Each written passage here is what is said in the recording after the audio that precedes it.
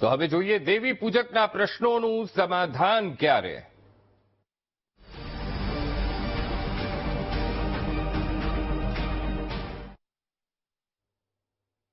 અમદાવાદના બાવળામાં સામૂહિક આપઘાત કેસમાં નવો વળાંક સામે આવ્યો છે.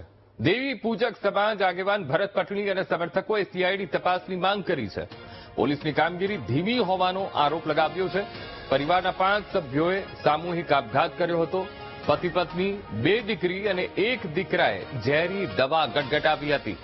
આર્થિક તંગીથી કંટાળીને પરિવારે આપઘાત કર્યાનું સૌથી પહેલા તો તારણ સામે આવ્યું અને સમાજના આગેવાનોએ કલેક્ટરની અધ્યક્ષતામાં નિષ્પક્ષ તપાસની માંગ કરી છે. ઘણા બધા સવાલો સમાજના આગેવાનો ઉઠાવી રહ્યા છે.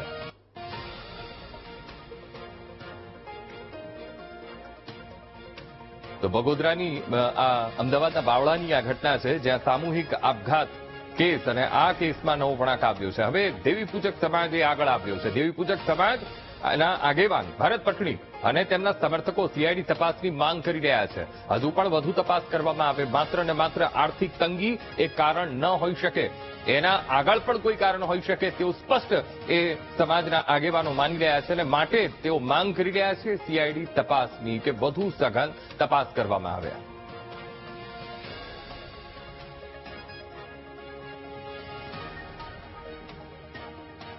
તો વિતરતી જાતિ સભ્ય ભરતભાઈ પટણી આપણી સાથે લાઈવ જોડાઈ ગયા છે. ભરતભાઈ, સૌથી પહેલા તો વીટીવી ન્યૂઝમાં આપનું ખૂબ ખૂબ સ્વાગત છે.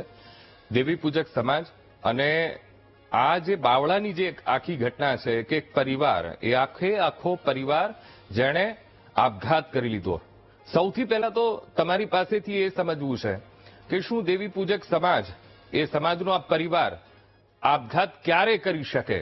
એવું તો કેટલી એના ઉપર પ્રેશર હશે કે જેથી કરીને આ પગલું ભરી શકે? સૌથી પહેલા તો તમે માની શકો છો કે સમાજનો કોઈ એક પરિવાર આ રીતે આપઘાત કરી શકે? વીટીવીના માધ્યમથી હું આપ સાહેબને નમ્ર વિનંતી મારી. મારો અવાજ આવે છે? આવે છે ભરતભાઈ. પહેલા તો દેવી પૂજક સમાજ છે એ સ્વાવલંબી સમાજ છે. એ મરચું ને રોટલો ખાવાનું પસંદ કરશે, કાળી મજૂરી કરવાનું પસંદ કરશે, માટીમાંથી પણ પૈસા પેદા કરવાની આવડત એ દેવી પૂજકના રગરગમાં વેપાર અને કુને ભરેલી છે. મારું એવું માનવું છે કે પૈસાની તંગી બાજુની વાત છે. દેવી પૂજક સમાજ ક્યારેય પહેલા તો આ આપઘાત કરવાનું પસંદ કરે નહીં, પણ કોઈક એવું પ્રેશર હોવાના લીધે આ વ્યક્તિને આ અંતિમ પગલું અને આ ગોજારી જે ઘટના ઘટી છે એ સમગ્ર સમાજ માટે બહુ કાળજું કંપાઈ નાખે એવી દારૂણ ઘટના ઘટી છે. આજે ઘટનાને 48 કલાક અને બીજા ગણીએ તો આજે 62 કલાક જેટલો સમય વીતી ગયા છતાં પણ આજ જે તપાસ જે યોગ્ય દિશામાં પરિણામ મળવું જોઈએ તે હજી સુધી મળ્યું નથી. આજે સવારમાં અમદાવાદના કલેક્ટરશ્રી ને મારે મળવાનું થયું 12 વાગે. મેં તમામ ચિતાર મૃતક સામાજિક આગેવાનો સાથે અને મૃતકના શાળા સાથે મારે કલેક્ટરશ્રીને મળવાનું થયું. મેં કહ્યું કે આપણી અધ્યક્ષતામાં જ આ નિષ્પક્ષ તપાસ થવી જોઈએ. કલેક્ટરશ્રી સાથે વાતચીત દરમિયાન